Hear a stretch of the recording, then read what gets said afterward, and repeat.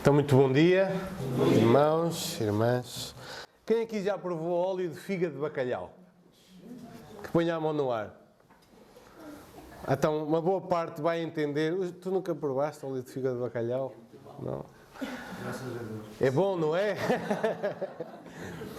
O óleo de fígado de bacalhau faz bem, faz muito bem, né? À imunidade do corpo, faz bem à nossa saúde, mas sabe mal. Não é agradável de se tomar. E o livro de Lamentações é um livro que nos faz bem à alma, mas sabe-nos mal no paladar, porque os assuntos que ele nos traz são difíceis de tratar, são difíceis de abordar e nós preferimos tendencialmente fugir deste tipo de assuntos do que tratar deles. Mas a verdade é que, ontem, estava a dizer à Selma, Lamentações é tão inspirado e tão benéfico como João 3,16. É tão palavra de Deus como João 3,16. Tem que ser pregado, tem que ser anunciado. São as verdades de Deus para o seu povo. E nós hoje vamos então expor o capítulo 2 deste livro de Lamentações de Jeremias.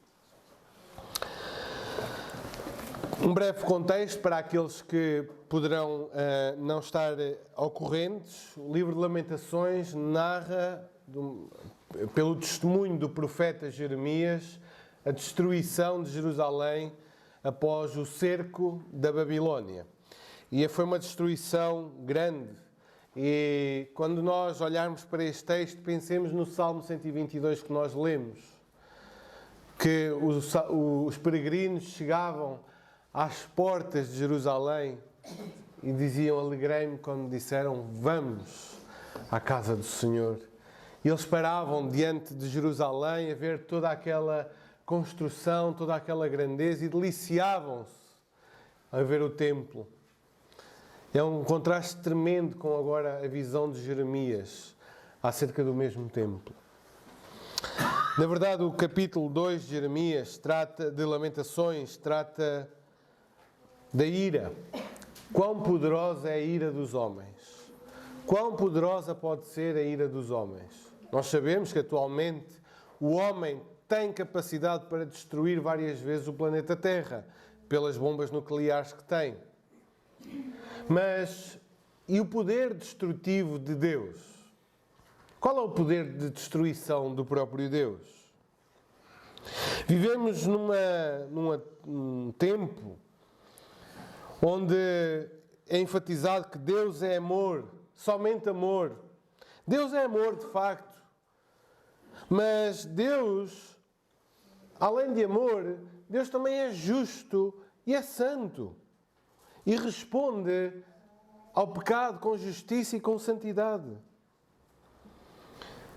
Embora Deus não seja ira, porque a ira não é um atributo divino, a ira é uma resposta da santidade e da justiça de Deus ao pecado. Então, Deus é amor, isso é um atributo. E Deus é justo, isso é um atributo. Deus é graça, isso é um atributo. Mas Deus não é ira. Deus responde com ira, porque Ele é santo e justo. Os irmãos estão a entender a diferença? Mas, embora haja esta diferença, temos que falar da ira de Deus. Temos que falar deste poder destruidor que é implacável. Houve um homem, no segundo século da Igreja, chamado Marcião, que ele tentou purgar a Bíblia. Tirou o Antigo Testamento, tirou grande parte do Novo Testamento e ficou só com algumas passagens que ele gostava e achava conveniente, porque para ele Deus não se zanga, Deus não se ira.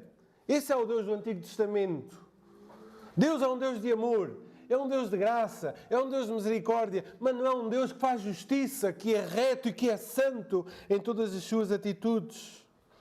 Ele queria um Deus melhor à sua imagem, à imagem de Marcião. E a Igreja esperou pelo terceiro século por um homem chamado Lactâncio, que escreveu um pequeno livrinho da ira de Deus. E ele mostra nesse livrinho que as paixões ou as emoções não são em si mesmas más, mas são virtudes da bondade quando mantidas sob controlo. Então, aquele que ama o bem, necessariamente vai odiar o mal.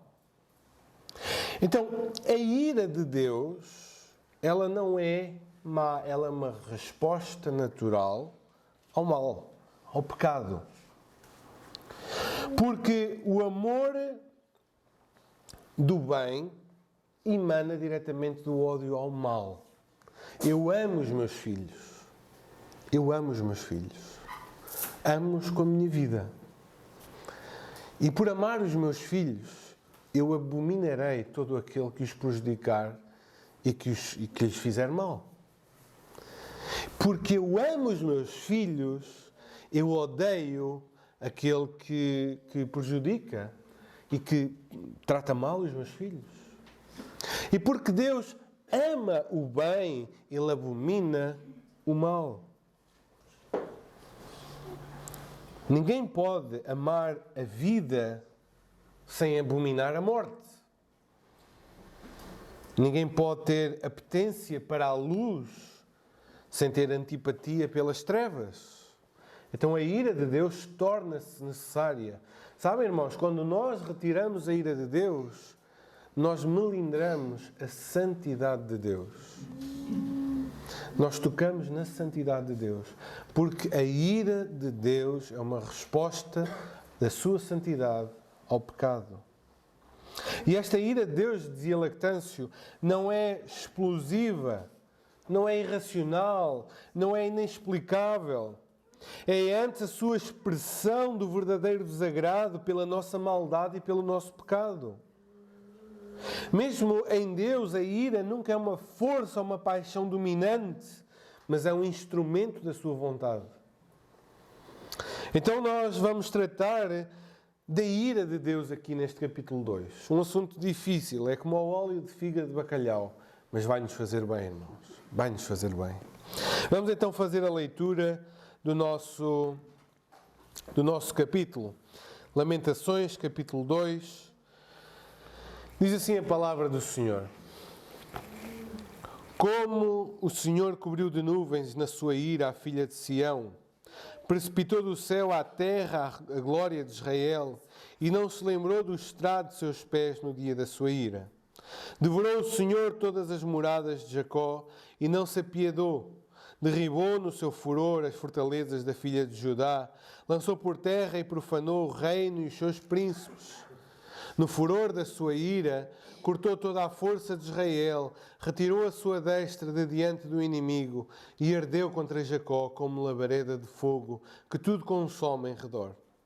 Entesou o seu arco, qual inimigo, firmou a sua destra como adversário e destruiu tudo o que era formoso à vista, derramou o seu furor como fogo na tenda da filha de Sião. Tornou-se o Senhor como inimigo, devorando Israel, devorou todos os seus palácios, destruiu as suas fortalezas e multiplicou na filha de Judá o pranto e a lamentação. Demoliu com violência o seu tabernáculo, como se fosse uma horta, destruiu o lugar da sua congregação. O Senhor, em Sião, pôs em esquecimento as festas e o sábado, e na indignação da sua ira, rejeitou com desprezo o rei e o sacerdote. Rejeitou o Senhor o seu altar e detestou o seu santuário. Entregou nas mãos do inimigo os muros dos seus castelos. Deram gritos na casa do Senhor como em dia de festa. Intentou o Senhor destruir o muro da filha de Sião. Estendeu o cordel e não retirou a sua mão destruidora. Fez gemer o antemuro e o muro. Eles estão juntamente enfraquecidos.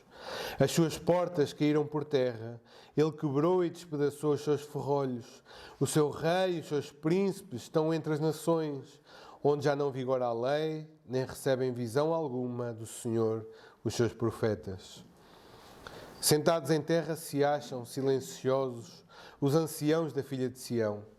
Lançam pó sobre a cabeça, cingidos de cilício. As virgens de Jerusalém abaixam a cabeça até ao chão. Com lágrimas se consumiram os meus olhos. Turbada está a minha alma, e o meu coração se derramou de angústia por causa da calamidade da filha do meu povo. Pois desfalecem os meninos e as crianças de peito pelas ruas da cidade. Dizem às mães: onde há pão e vinho?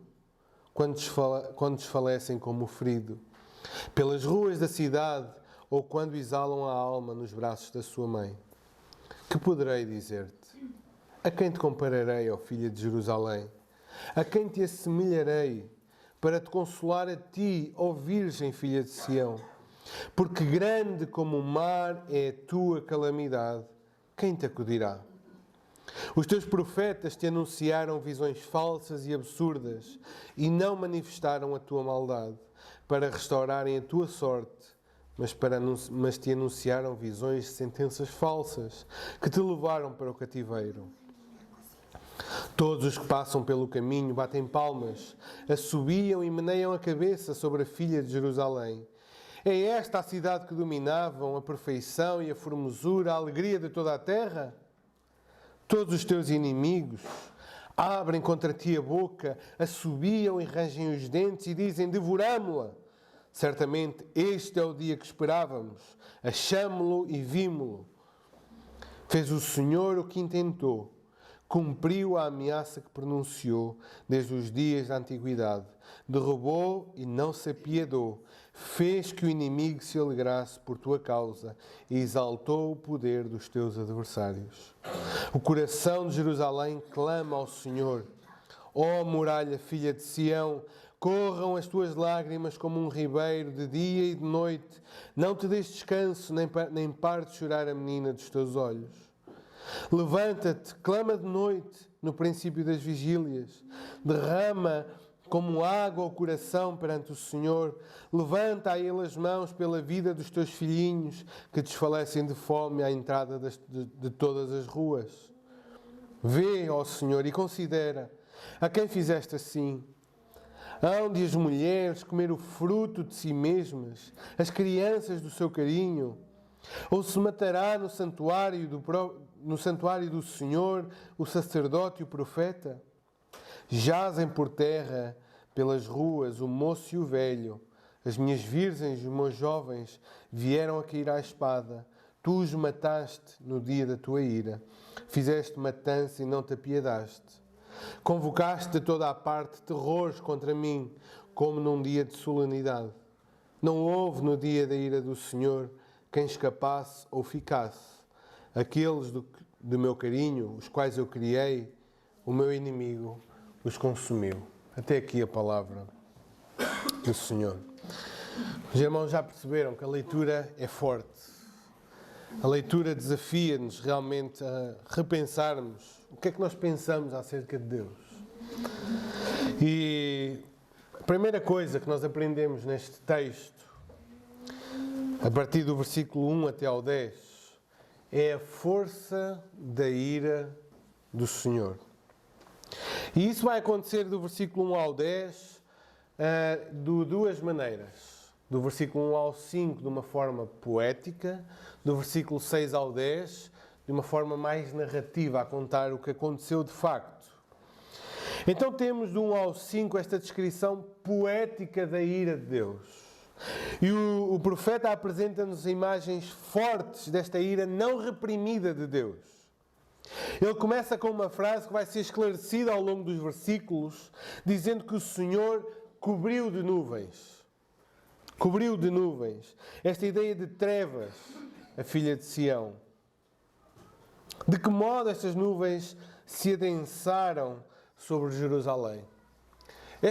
A ideia da nuvem é interessante porque Israel tinha tido boas experiências com as nuvens. A coluna de nuvem no deserto, a nuvem que encheu o templo do Senhor, mas agora era a nuvem da ira do Senhor. E como é que se adensaram estas trevas sobre Jerusalém? Diz-nos o texto que aquela que gozava da presença de Deus no meio do povo, aquela que tinha o céu entre si, foi lançada por terra. Diz o texto que não se lembrou. Deus, na sua ira, não se lembrou. Nas Escrituras vemos muitas vezes Deus a lembrar-se do seu povo, mostrando assim o seu cuidado para com o seu povo. O povo, quando estava lá no Egito, o que é que diz o texto? Deus lembrou-se do seu povo. Quando Noé estava dentro da arca, Deus lembrou-se de Noé. Ou seja, o ato de Deus se lembrar significa uma iniciativa de cuidado da parte de Deus para com o seu povo. Mas agora Deus não se lembrou. Não se lembrou do estrado dos seus pés. O que é o estrado dos seus pés? Se nós formos a Crónicas 28, vai ser projetado. Não precisam de abrir. 1 de Crónicas 28 diz assim: Pôs-se o rei Davi em pé e disse: Ouvi-me, irmãos meus e povo meu. Era meu propósito de coração edificar uma casa de repouso para a arca da aliança do Senhor e para o estrado dos seus pés, nosso Deus. E eu tinha feito o preparo para a edificar. Então o que é o estrado dos pés? É o lugar do culto, é a adoração, é o templo, mais propriamente a arca. E Deus não se lembrou de nada disso. Deus não tomou em conta nada disso, mas a sua destruição veio para tudo. Verso 2 diz-nos que sem qualquer piedade ou misericórdia, o Senhor destruiu a terra de Judá e a cidade de Jerusalém. Profanou o reino, profanou príncipes. A terra e os líderes tinham este caráter santo e sacro e foram despedaçados por povos de outras nações. O Senhor, verso 4,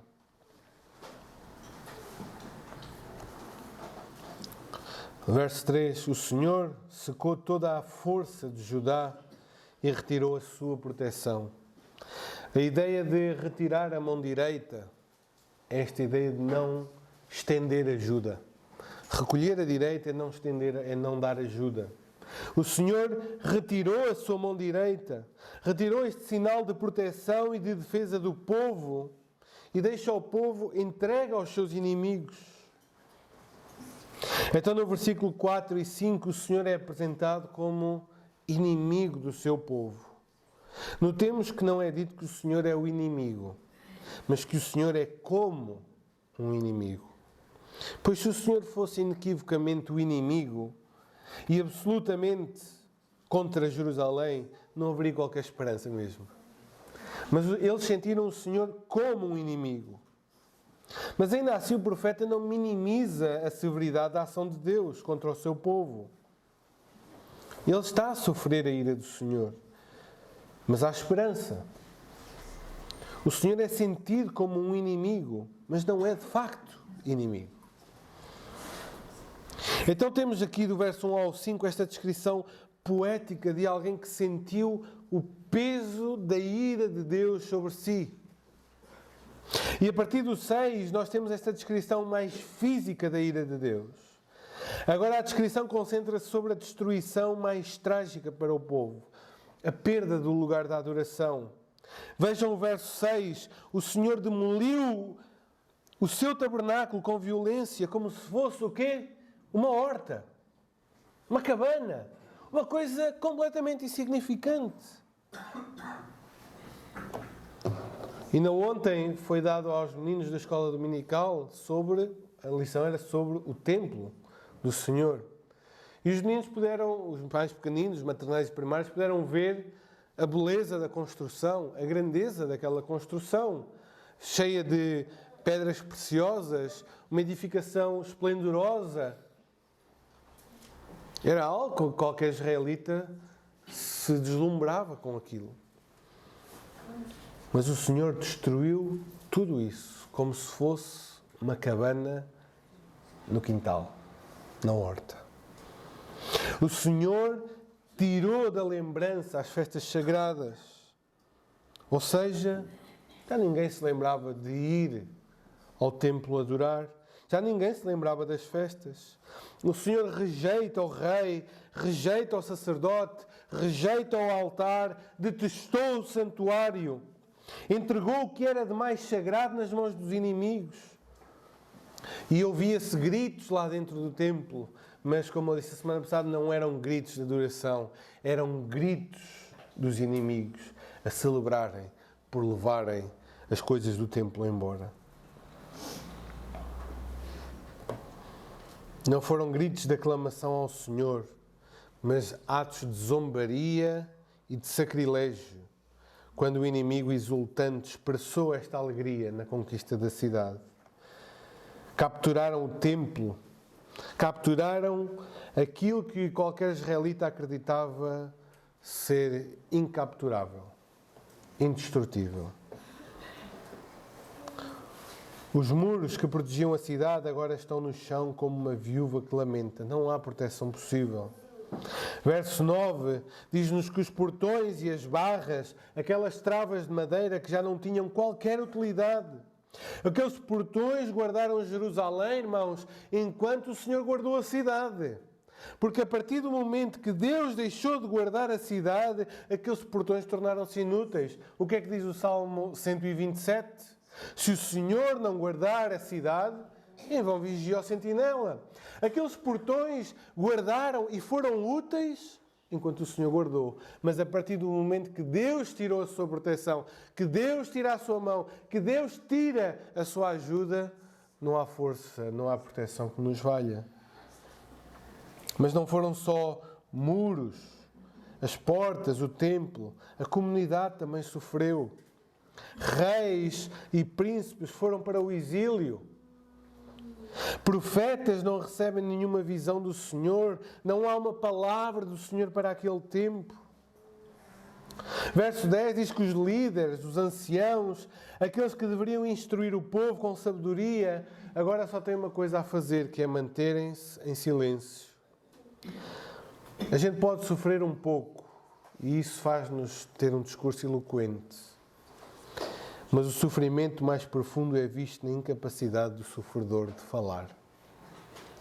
Há um sofrimento que é de tal ordem que já não há palavras para exprimir aquilo que se está a sentir. E aquelas que eram motivo de alegria da cidade, as virgens de Jerusalém, agora têm as suas cabeças no chão. Irmãos, a ira do Senhor é tremenda, é terrível. E eu quero aqui quero trazer três verdades para a nossa aplicação. A primeira delas é que a ira divina é uma realidade aterradora, irmãos. É aterradora. Nós pensamos na nossa salvação, falamos da nossa salvação, e quando pensamos na nossa salvação parece que estamos a falar de Deus salvou-nos de uma vida menos infeliz. Deus salvou-nos de termos coisas menos boas. Deus salvou-nos uma coisita de nada. Tratamos a nossa salvação como se fosse mais um pormenor na nossa vida, irmãos. Oh, meus irmãos, quando Deus nos salva, Ele salva-nos desta ira tremenda. Ele salva-nos da ira eterna que iria aqui sobre nós. Quando Ele nos resgata, quando Ele entrega o seu Filho, irmãos, não é somente para eu ser mais feliz neste mundo, não é somente para eu ter umas coisas melhores neste mundo. Quando Deus nos salva, Ele salva-nos da ira dEle. Ele salva-nos desta destruição completa sobre nós. É disto que Ele nos salva, irmãos. Entendemos como nós nos devemos curvar no chão, nos humilharmos diante de Deus em ação de graças, porque Ele nos salvou da sua ira. Da sua ira. Foi disso que Deus nos salvou. É uma realidade aterradora, irmãos. Sabem, por mais chocados que possamos ficar ao ler este relato, isto foi uma gota do cálice da ira de Deus. Isto foi uma gota apenas. E nós já nos espantamos como é possível tal coisa acontecer. Experimentem ter que beber o cálice todo, vocês mesmos. A ira de Deus, ela não é só aterradora, ela é irresistível na sua capacidade de destruição. A beleza de Israel foi deformada, o seu orgulho foi humilhado, a sua força foi paralisada, a cidade reduzida a cinzas. As fortalezas e os habitantes são impiedosamente varridos. Nada pode resistir ao poder divino. Quando Deus derrama a sua ira, não há anjo, nem arcanjo, nem serafim, não há demónio, não há Satanás, não há poder nenhum deste mundo, não há galáxia nenhuma que possa conter este poder. Nada pode resistir a este poder destruidor. Em terceiro lugar, a ira divina intensifica a miséria de quem a sofre. Sabem, quando nós sofremos às mãos dos nossos inimigos, é esperado que venha sofrimento por eles. Nós esperamos isso deles. Mas se sofremos às mãos dos nossos amigos, também podemos ser traídos e ficar desiludidos, mas não somos destruídos por completo. Mas o que torna a miséria maior é ser destruído pela ira de um Deus que nos estendeu a mão continuamente para nos salvar. Sabe, irmãos, essa é a maior miséria. É nós passarmos uma vida inteira a rejeitar o Deus que nos quer salvar, que nos estende a sua mão graciosamente e acabarmos uma eternidade destruídos por esse mesmo Deus. Alegramo-nos em saber que se Deus é por nós, quem será contra nós? Que bom, não é? Se Deus é por nós, quem será contra nós? E se Deus for contra nós, quem será por nós? Não há maior miséria para o homem do que sentir a ira de um Deus que é santo, justo, reto em todas as suas obras. É uma tragédia ser consumido pela ira de um Deus que nos estendeu a mão continuamente e que te estende hoje a mão e diz assim: vem! Vem! Porquê é que não vens? Que miséria será a tua ser destruído por este Deus que hoje te convida a vir até Ele. A ira do Senhor é realmente irresistível. Torna-nos miseráveis quando a sofremos e é aterradora. A partir do versículo 11, temos então até o 17 a angústia da ira do Senhor. Vemos no versículo 11 o sofrimento do profeta, olhos consumidos em lágrimas, alma turbada, coração derramado na angústia. E a razão de tal sofrimento do profeta, qual era? Morte das crianças e dos bebés no colo das suas mães. O cenário é horripilante. Não é à toa que quando olhamos para as notícias de guerras, quais são as primeiras imagens que nos colocam lá na televisão? Crianças. Porquê? Porque é aquilo que mexe imediatamente connosco. Rapidamente perdemos o tino do que é que está em causa naquela guerra e dizemos: isto é injusto, tem que parar. Porque a telecomunicação, a comunicação, eles sabem que a imagem de crianças nos constrange, nos perturba e nos tolda a razão. Mas o profeta está a ver isto, in loco, lá, ao vivo. Crianças a desfalecer nos braços das suas mães. Crianças a dizer: mãe, onde é que está o pão? Não há pão para nós comermos. Onde é que está a comida para nós? E morrem de fome ali, diante das suas mães. E o profeta, ao contemplar isto, ele somente chora. Não há outra coisa a fazer.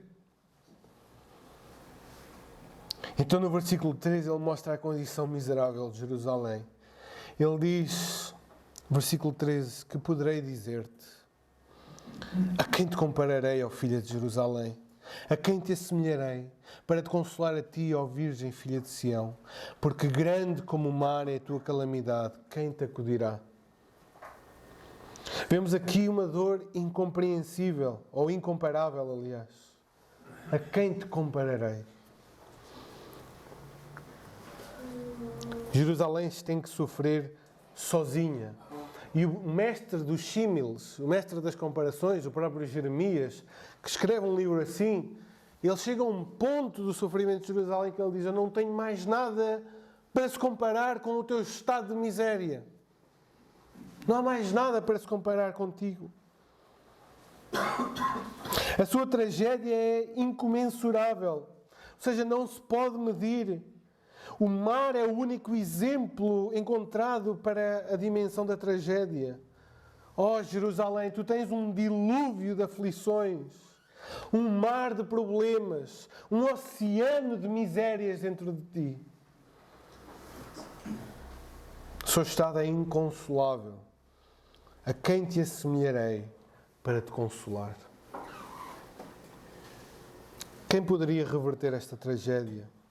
Quem poderia curar esta ferida que era tão grande como o próprio mar? Esta restauração, esta cura, está muito para lá da capacidade humana de se recompor. E o profeta vê isso. Quem te acudirá? Quem te acudirá?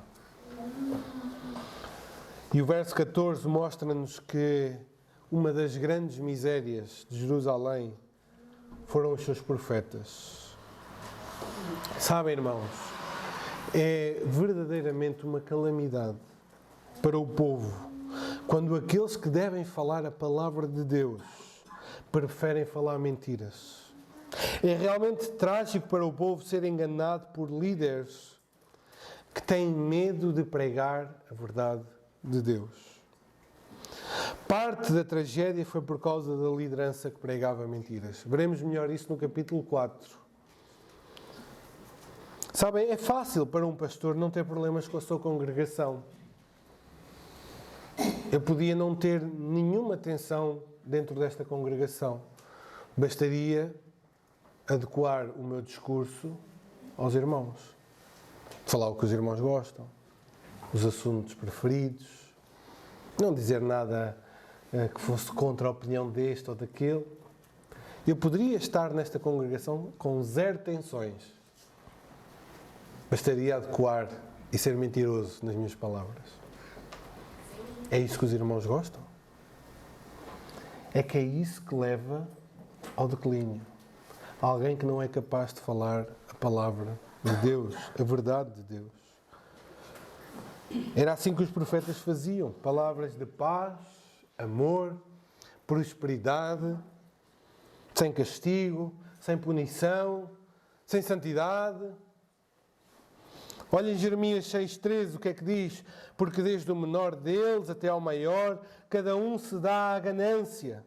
E tanto o profeta como o sacerdote usam de falsidade, curam superficialmente a ferida do meu povo, dizendo paz, paz, quando não há paz. Quando não há paz.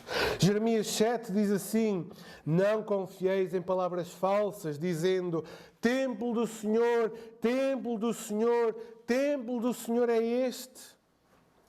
Mas se deveras emendardes os vossos caminhos, as vossas obras, se deveras praticardes a justiça, cada um com o seu próximo, se não oprimirdes o estrangeiro e o órfão e a viúva, nem derramardes sangue inocente neste lugar, nem andardes após outros deuses para o vosso próprio mal, eu vos farei habitar neste lugar, na terra que dei a vossos pais, desde os tempos antigos e para sempre. Eis que vós confiais em palavras falsas que para nada aproveitam. O que é isto?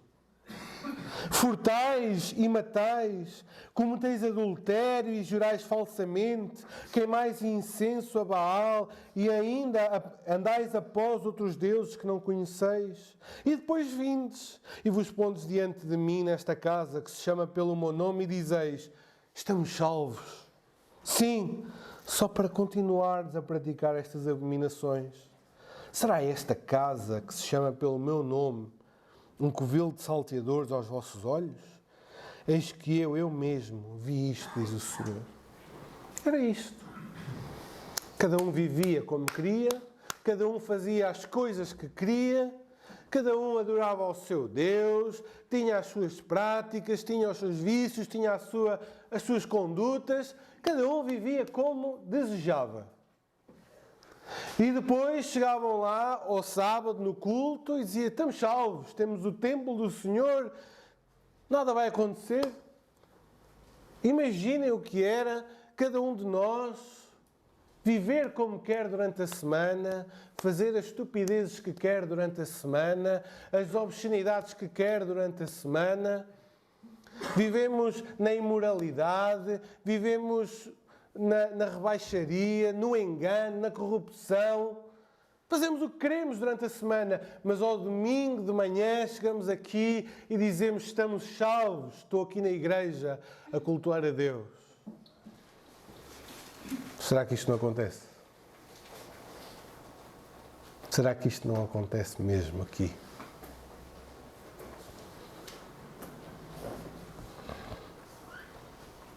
E porque eles não tiveram pessoas que as amaram o suficiente para dizer: vocês estão em pecado.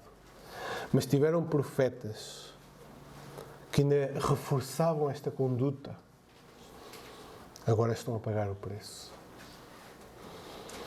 Tiveram profetas que tiveram lá um Jeremias a dizer umas coisas, mas expulsavam-no, ridicularizavam-no.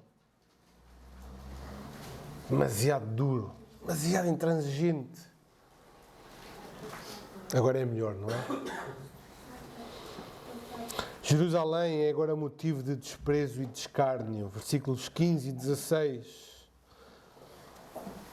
Sabem, é triste, quem tem irmãos, sabe que é triste apanharmos dos pais, não sabe? É triste. Mas mais triste ainda é apanharmos dos pais dos nossos irmãos rirem-se. Isso é que é triste, não é? E era aquilo que aconteceu com Jerusalém. Ela não só sofreu a disciplina do Senhor, mas as nações à volta riam-se e congratulavam-se com a queda de Jerusalém. E sabem, tudo aconteceu por uma razão, verso 17. Porque o Senhor cumpriu a sua palavra. Deus é fiel. E nós gostamos de dizer isso. Deus é fiel. Quando alguma coisa acontece na nossa vida, Deus é fiel. Sabe, irmãos, Deus é fiel na sua misericórdia, mas Deus é fiel no seu julgamento.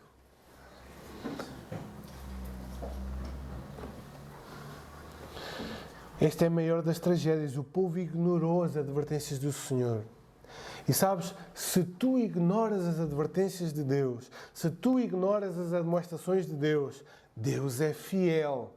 E a fidelidade dele diz o quê? Que destruirá aquele que não se arrepender. Deus é fiel, tanto na salvação como na perdição. O doutor Jeremias examinou as chagas da sua paciente Jerusalém e diz: sinto muito, não há nada a fazer com a sua ferida. Ela é incurável. Que diagnóstico terrível, irmãos. Chegar ao ponto de já não haver salvação para uma ferida. E o que mais dói neste processo é que tudo isto poderia ser evitado.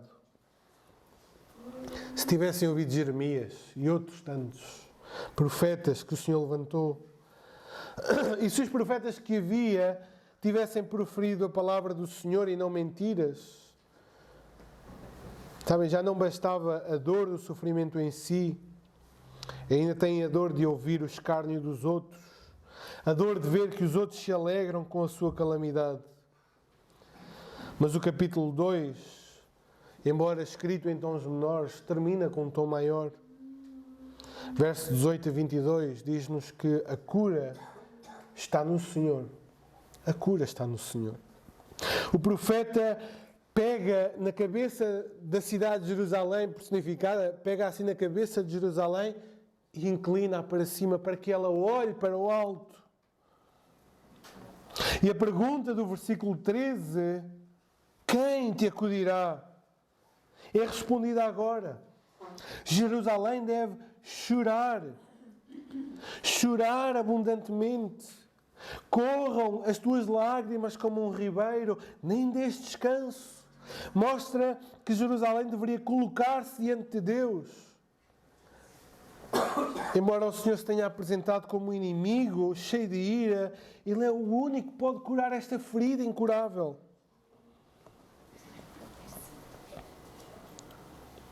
Jerusalém deve clamar ao Senhor, verso 19. Diz: levanta-te, clama de noite, derrama como água ao coração, levanta a Ele as mãos pela vida dos seus filhinhos. Clama ao Senhor, Jerusalém. Clama ao Senhor, tu hoje aqui. Clama ao Senhor.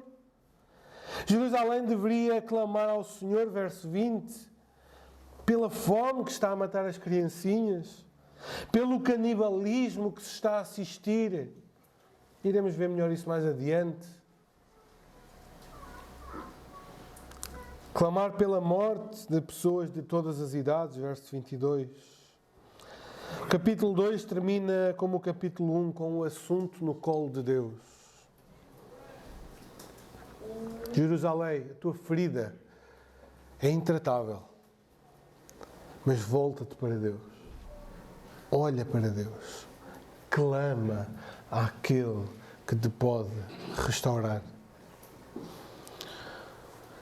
Mas a pergunta do versículo 13: quem poderá curar Jerusalém? Na verdade, o povo foi, em certa medida, curado. O povo pôde voltar do exílio, reconstruir a cidade, reconstruir o templo. Nós estamos a ver isso à quinta-feira com o profeta Zacarias. O que permitiu este retorno? O que permitiu que Judá não desaparecesse para sempre? O que permitiu que o rei, a linhagem do rei, não fosse extinta? O que permitiu tudo isso? Foi a obra que Deus tinha preparado em Cristo. O plano redentor de Deus incluía o exílio e a salvação do exílio pela obra de Cristo. E ainda que as dores do exílio fossem muitas, elas foram experimentadas na força máxima, na cruz. Porquê é que Jerusalém, porquê é que Judá pôde ser restaurada? Porque as dores verdadeiras do exílio não foi a Babilónia. As dores verdadeiras do exílio foram cravadas na cruz. Foi lá que o pecado de Jerusalém foi expiado. Foi lá que o pecado de Jerusalém foi redimido, na cruz do Calvário. Daí eles poderem retornar à sua terra. Alguém levou as dores do exílio verdadeiramente sobre si. Quem te curará, Jerusalém? E a resposta é: o teu Messias há de te curar. O teu Messias, que nascerá em Belém, filho de uma virgem, que se chamará Jesus e será pendurado no madeiro, ele há de te curar. Vemos também neste capítulo o templo a ser destruído, mas ele foi reconstruído, não com a mesma glória, certo? Mas o povo tinha que aprender que templo eram pedras. Não pode servir como amuleto.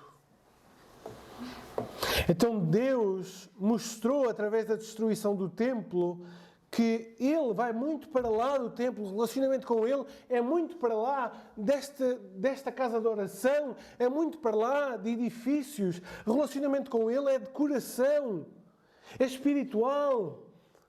Não é vir a um sítio e pronto, estamos no relacionamento com Deus. E Deus mostrou isso ao povo destruindo o templo. Mas sabem, Deus deu-nos um novo templo. Deus deu-nos um templo que já não é de pedras, mas é de carne. Deus deu-nos um templo, um lugar de encontro com Ele, que já não é um edifício, mas é uma pessoa. E vocês sabem de quem é que eu estou a falar. Essa pessoa que é o templo de Deus, o tabernáculo de Deus entre os homens, chama-se Jesus. Agora este é o nosso templo, aonde nós adoramos e em nome de quem nós adoramos? Em nome de Cristo. Irmãos, a sociedade, para terminar, a sociedade tem pensado em Deus como um presenteador amigável. É assim que a sociedade vê Deus. Infelizmente é assim que muitos cristãos veem Deus. Deus ama-me. Deus quer que eu seja feliz. Deus quer o meu bem. Deus está lá para dar tudo de bom. É o Pai Natal Celestial. Mas Lamentações apresenta-nos um outro lado de Deus que todos nós devemos prestar atenção. Não há melhor amigo que o Senhor, mas também não há inimigo mais terrível que o Senhor. A ira divina não deve ser tratada como uma coisa do Antigo Testamento. A ira divina, na verdade, é no Novo Testamento que ela é intensificada. É no Novo Testamento que vemos o maior ato de ira. A ira na sua intensidade máxima. É no Novo Testamento que ela está. Não é no Velho. É no Novo. E sabem aonde? É no Gólgota. É no Calvário. Que vemos aquele exemplo tremendo como Deus despeja a sua ira. Não é sobre uma criatura qualquer, não é sobre um anjo, não é sobre o diabo, não é sobre homens, é sobre o seu próprio Filho. É lá no Novo Testamento. É no Novo Testamento que vemos João Batista a falar do machado que está à raiz. João Batista a falar do fogo inextinguível. Jesus ensina sobre um lugar onde há trevas e ranger de dentes. Paulo ensina-nos, como lemos ainda em Romanos, acerca da ira vindoura. João mostra-nos a visão do lagar, do furor da ira de Deus, que não se apaga e que dura pelos séculos dos séculos. É no Novo Testamento. Fala muito da ira de Deus. Sabe, embora as imagens de juízo, de lamentações, do dilúvio, de Sodoma e Gomorra sejam fortes e desconcertantes, elas são uma demonstração abrandada da ira. Mas sabem, chegará o dia em que a ira de Deus se manifestará em estado puro. E tu pensas que podes resistir a esse dia?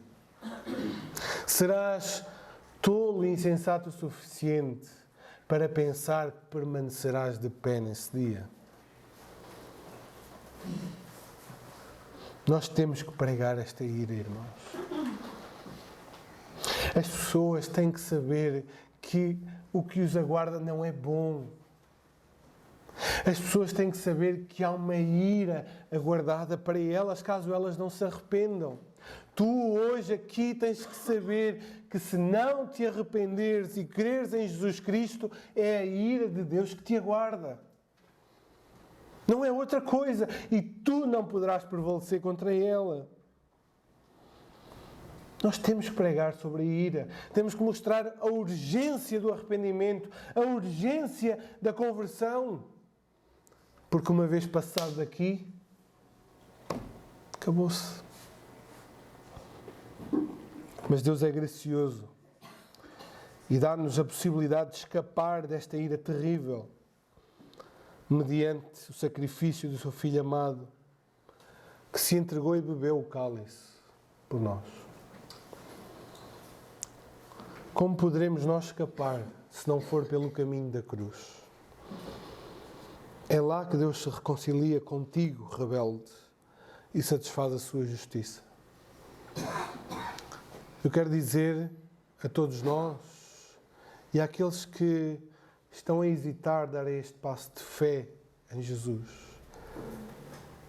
que eu vou dizer com a mais sincera verdade: se tu não te arrependeres, se tu não deres este passo de fé, eu não quero que tu sejas evangélico, nem protestante, nem religioso, eu não quero nada disso. Se tu não deres este passo de fé, tu vais morrer para todo sempre no lagar da ira, do furor de Deus. Tu vais permanecer lá para sempre. Não haverá um mínimo de abrandamento, um mínimo de alívio. Não haverá uma gota d'água para aliviar a tua sede. Trevas e ranger de dentes contínuos sobre ti. Deus não mostrará um raio só da sua graça. Não vai resplandecer sobre ti nenhum raio de amor e de alegria por toda a eternidade. É isto que te aguarda? É isto que tu queres? Pergunto eu. Deus hoje, diz assim, vem. Há maneira de salvar essa ira. Vem. Isto não é um discurso religioso, irmãos.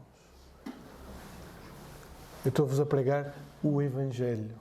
Venham para bem das vossas almas.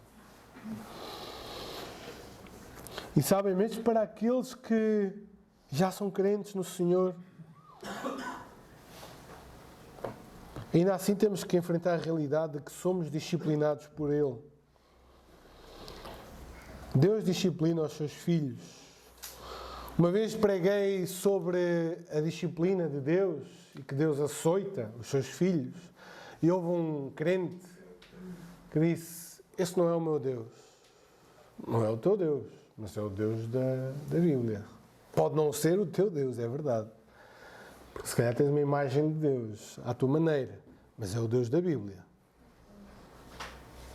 Deus ama o seu povo, porque disciplina e açoita aquele que é seu filho. Então, o que fazer quando estamos a sofrer as consequências da nossa rebeldia? Quando a nossa vida levou um caminho que não deveria ter acontecido? O que fazer quando sentimos a vara do Senhor sobre nós? A receita está em Lamentações. Clamar, chorar, derramar a nossa alma diante do Senhor e esperar nele. A tua ferida pode ser grande? Pode. Grande como o mar. Fruto do teu pecado. Mas é no Senhor que está a cura, o consolo para o teu sofrimento.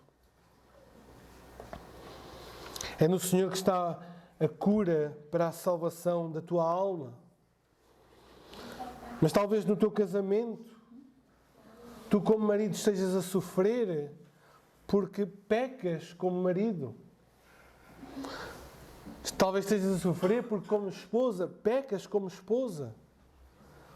Filhos pecam pela rebeldia aos pais e sofrem com isso.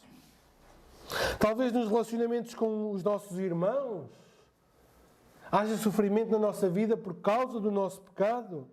Na igreja local. Nós podemos sofrer de muitas coisas. Estar a sofrer por culpa da nossa teimosia, por culpa do nosso pecado. E qual é a receita? Qual é o caminho que nos é apresentado em Lamentações? Capítulo 2, verso 19. Levanta-te,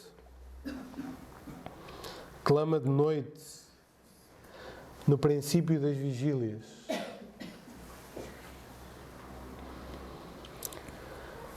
Derrama como água o coração perante o Senhor. Levanta a Ele as mãos pela vida dos teus filhinhos que desfalecem de fome à entrada das tuas ruas. Derrama como água o coração perante o Senhor. Qual é o caminho quando sofremos com o nosso pecado? Arrependimento e um retorno para Deus e um clamor pela sua misericórdia. Não desprezes um Deus que está irado contra o pecado. Um dia Ele vai te encontrar e um dia vais ter que sofrer essa ira. Hoje é tempo de salvação, hoje é tempo de arrependimento, hoje é tempo de tratar deste assunto, porque amanhã, como diz um velho hino, poderá ser tarde demais. Que o Senhor nos abençoe.